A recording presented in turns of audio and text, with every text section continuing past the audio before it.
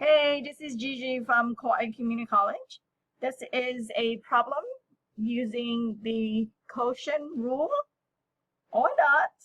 You'll see what I mean.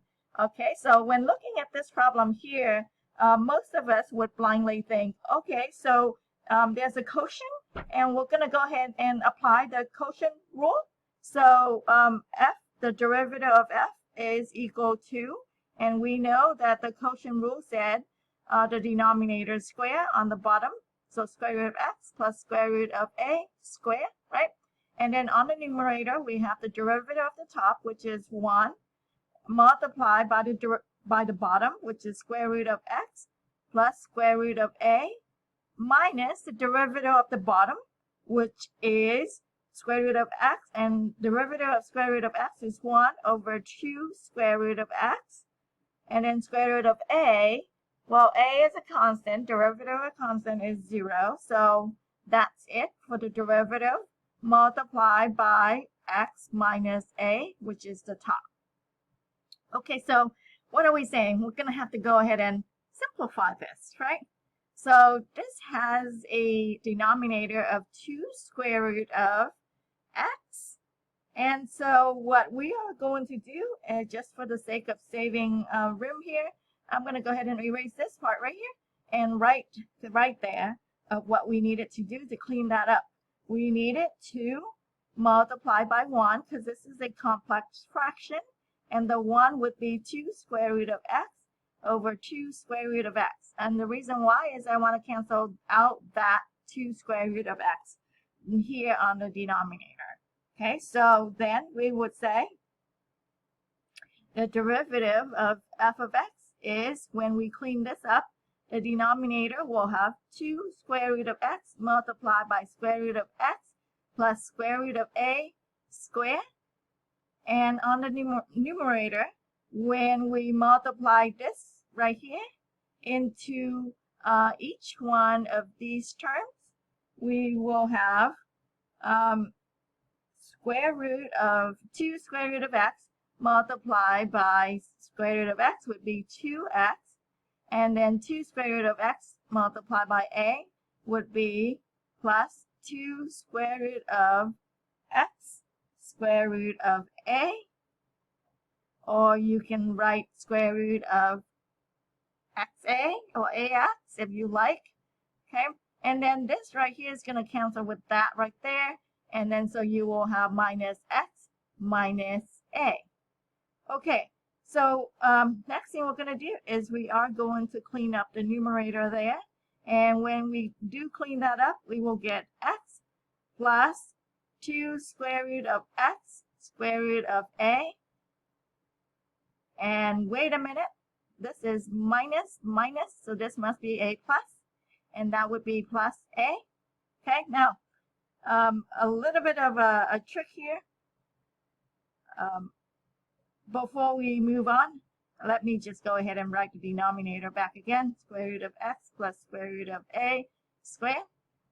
We see right here, square root of x, and how does that relate? How do we factor, right? At this point, algebraically, we would think if I could factor and reduce, maybe I could clean up the fraction, which in this case, you actually could factor, because how did I get x in the first place?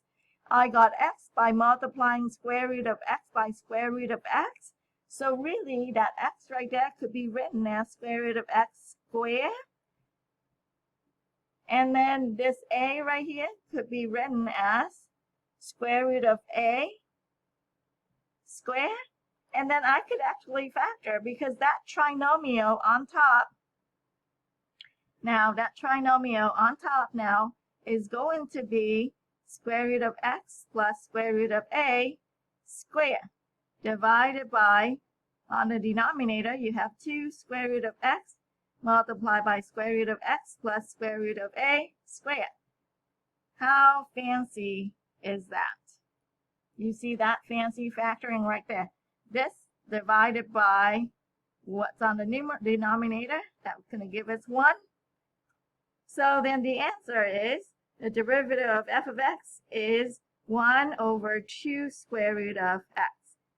Nice. Okay. That's pretty fancy algebra there. Okay, now, what do I mean by, well, maybe you really don't have to, maybe you really don't have to use the quotient rule. Okay, so the trick here is, and just because I can see ahead with my algebra skills, I think if I rationalize this right here, square root of x minus square root of a, square root of x minus square root of a, guess what happened when I do that? On the denominator, you have a difference of two squares, right? So then what you will have is f of x is going to equal to x minus a times square root of x minus square root of a. On the denominator, you have square root of x square minus square root of a square, because it's a difference of two squares, and square root of x square is x, and square root of a square is a.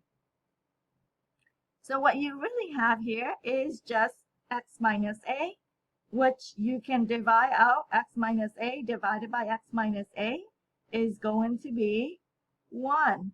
So really, your f of x now is just, square root of x minus square root of a. Isn't that nice? Okay. In which case, we would say, hey, the derivative of f of x now is 1 over 2 square root of x, because that's the derivative of square root of x. And square root of a is a constant, so the derivative of constant is 0. And we arrived at the same exact answer. I think that's pretty neat, right? So watch out for tricks like that when you are taking the derivative. If you can simplify and make things nicer, do so before you take the derivative. Otherwise, you have to do some fancy algebra. These are some fancy algebra right here to get to the same answer.